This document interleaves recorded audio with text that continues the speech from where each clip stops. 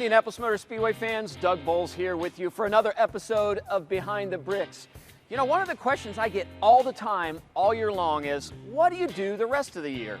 Well, when you're a 1,000-acre outdoor facility, there is no rest of the year. We are working all year long, and especially as we get ready for Indiana winter. We have to close this place down and get ready to weather the weather so that then we can start over again and welcome you back here for the 107th running of the Indianapolis 500 presented by Gamebridge next May. You can see behind me all of these merch trailers that you see around the racetrack. We close them down, secure them, winterize them, put them here under Tower Terrace to keep them out of the elements until next year. And then Adrian Fowler, our senior plumbing foreman, has to deal with over 300 plumbing facilities, restrooms, kitchens, everything here at the Speedway to get ready for winter. Do you have an order in which you start shutting things down? We do. It's kind of based on what events we have going on. So we start about August. Whatever's not being used, we'll slowly start turning it off and shutting it down, winterizing it. And then as the year progresses, we have a mad dash to the finish line to get everything shut off and winterized before the weather sets in. So we're going to get in the pit. I kind of like to do stuff, and I love tunnels at the Speedway. You mind if I put on a sweatshirt and try this out? Yeah, definitely. I'm not sure I can do your work, but I want to see, and then if I can't do it, then we'll send you back down. Yep, that works for me. All right, well, here we go. So we just got to turn the drain down valve, let the water run out, and then you climb out so you don't get wet. All right. What kind of bugs do you find down here?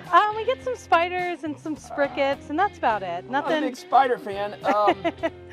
So is this the valve right here? Yes, it is. There is no lever on the valve. Oh, no. That's going to take your channel lock, yep, I think. we're going to have to use some channel locks and open that up. And I think without the valve, I'll let the professional do it. Yeah.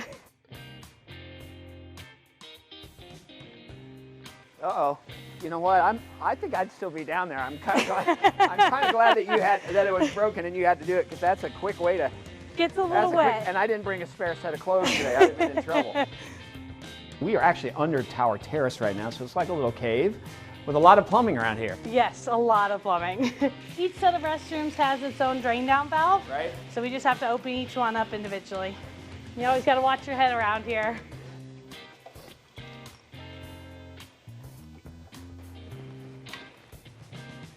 So this is one of our catering kitchens. Everything is shut off now, so we're good to start opening everything up. And why do we take the faucets off?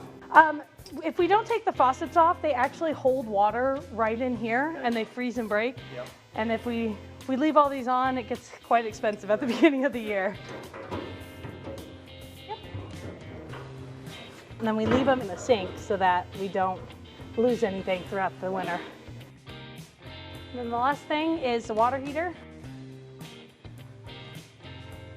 So for right now, that's all we've got to do, and we head to the restrooms and finish draining those down. That's a big process. It's a very big process. We have somewhere over 2,000 toilets, 1,900 faucets, and over 1,500 urinals. So it's a lot to take apart. So it's about taking off almost 4,000 of these a year. And then in the spring, just putting them all back in. Yep, well, we start the process when we come back from Christmas in January, start putting it all back together, and it takes till February or middle of February, March. And at that point in time, it's okay putting it back together because there's no water in it. Yep. Right, so you don't have to worry about the freezing at that point. So you've been doing this for quite a while. Yep, I've been plumbing for over 15 years now. And it's a family connection, right? Yeah, it is. My grandpa was actually a plumber, and my dad was a plumber, and that's where I started. I was lucky enough to be asked to come work here for the 100th running as just a part-time work for the 100th. And they thankfully liked me here and ended up a couple of years later coming in full-time. So we've just removed all the fixtures, drained down the water in the catering kitchen and this restroom. Before you can say, I'm done with these, what's left that you have to do in here? So we have to go in, suck out all the water in the toilets, make sure they're good, come back, antifreeze all the toilets, the sinks, the urinals, catering kitchen, lock it up, and make sure nobody gets in it all winter. And then we're ready for winter. We're ready for winter. So that's just one piece, fans, of what we have to do to get ready for the winter here at the Indianapolis Motor Speedway. We are not even talking about the electricity, the concession stands. We're not talking about what we have to do in suites and garage areas. There's a ton of work that goes on here the rest of the year, and people like Adrian make it happen. So next time you wonder, what do you do the rest of the year when you're not on track? This is what we do. We'll see you next time on Behind the Bricks.